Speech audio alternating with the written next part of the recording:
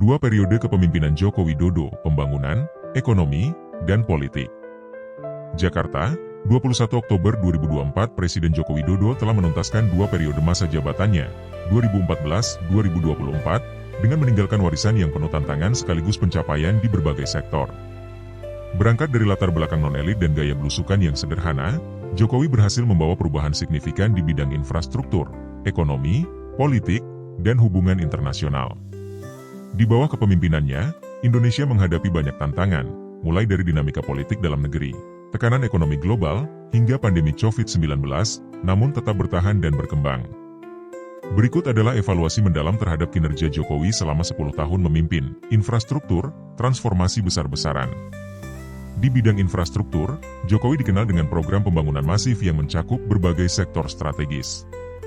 Ambisi besarnya untuk menghubungkan seluruh pelosok Indonesia terwujud melalui beberapa proyek ikonik, proyek jalan tol Trans Jawa dan Trans Sumatera.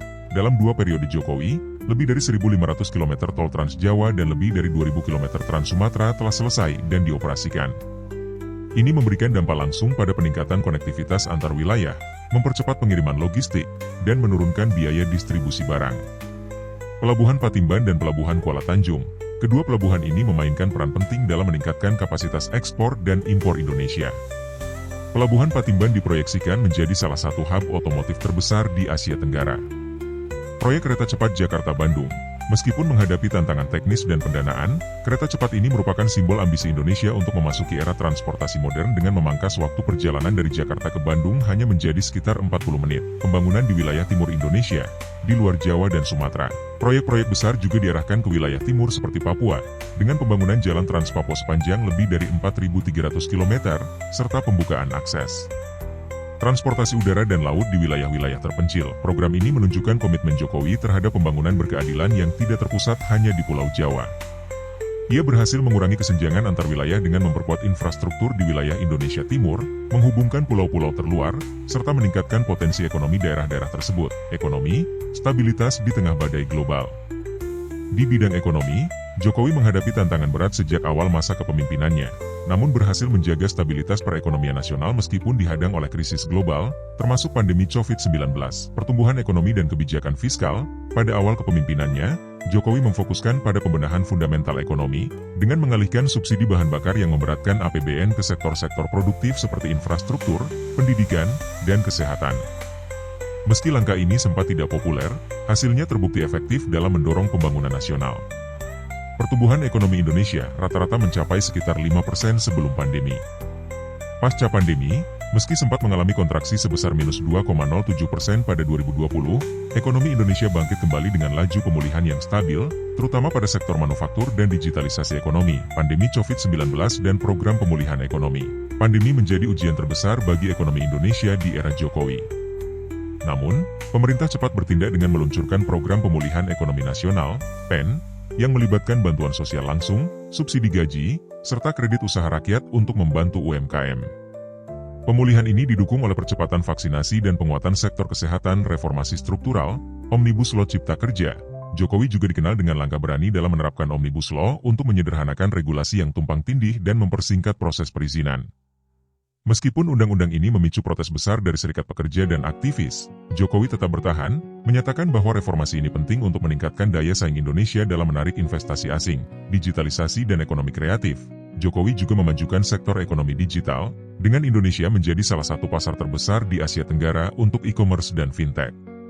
Program Making Indonesia 4.0 juga menjadi tonggak dalam mengarahkan Indonesia menuju revolusi industri berbasis teknologi, meningkatkan produktivitas industri manufaktur dan menciptakan lapangan kerja baru, politik dan gaya kepemimpinan, pragmatisme dan stabilitas. Gaya kepemimpinan Jokowi di dunia politik dikenal pragmatis dan jauh dari pendekatan konfrontasional. Ia lebih memilih dialog dan pendekatan yang mengutamakan kerja nyata ketimbang retorika politik. Koalisi besar dan pemerintahan stabil, di awal kepemimpinannya, Jokowi tidak didukung oleh mayoritas parlemen, namun ia berhasil membangun koalisi besar yang stabil dengan menarik partai oposisi ke dalam pemerintahan, termasuk Partai Gerindra yang dipimpin oleh rival politiknya, Prabowo Subianto. Jokowi menunjuk Prabowo sebagai Menteri Pertahanan, sebuah langkah strategis yang menunjukkan kemampuannya meredakan ketegangan politik demi stabilitas nasional. Penanganan isu HAM dan demokrasi, meski mendapat banyak apresiasi atas pencapaiannya di bidang pembangunan, Jokowi kerap dikritik terkait isu hak asasi manusia. Penanganan aksi unjuk rasa besar-besaran pada 2019 serta pendekatan represif terhadap aktivis menjadi noda dalam catatan pemerintahannya. Namun demikian, Jokowi berupaya melakukan rekonsiliasi nasional dan memperbaiki reputasi pemerintah di mata publik dengan sejumlah langkah konkret, seperti reformasi di bidang hukum dan pemberantasan korupsi. Diplomasi global, Indonesia di panggung dunia. Di bidang politik luar negeri, Jokowi terus memperkokoh posisi Indonesia di panggung internasional, terutama melalui ASEAN dan Forum G20. Pada 2022, Indonesia menjadi tuan rumah KTT G20, yang tidak hanya memperkuat posisi Indonesia sebagai negara berkembang dengan pengaruh besar, tetapi juga menegaskan komitmen Jokowi terhadap kerjasama global, khususnya di bidang ekonomi dan lingkungan.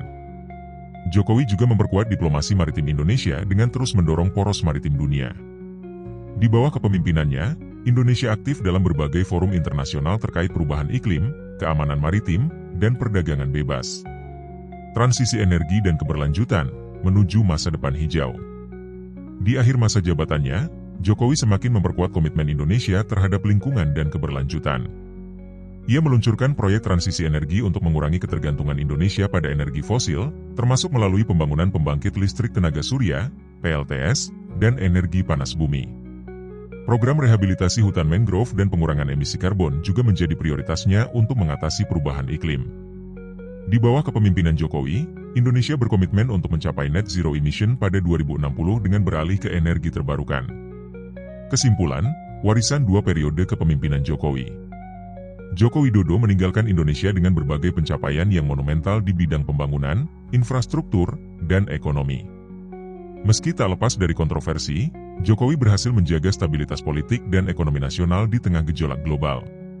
Pembangunan infrastruktur yang masif, keberhasilan menghadapi pandemi, reformasi ekonomi melalui Omnibus Law, dan diplomasi global menjadikan Jokowi sebagai salah satu presiden dengan warisan paling signifikan di era modern Indonesia. Demikian rapor Jokowi selama 10 tahun menjabat sebagai Presiden Republik Indonesia.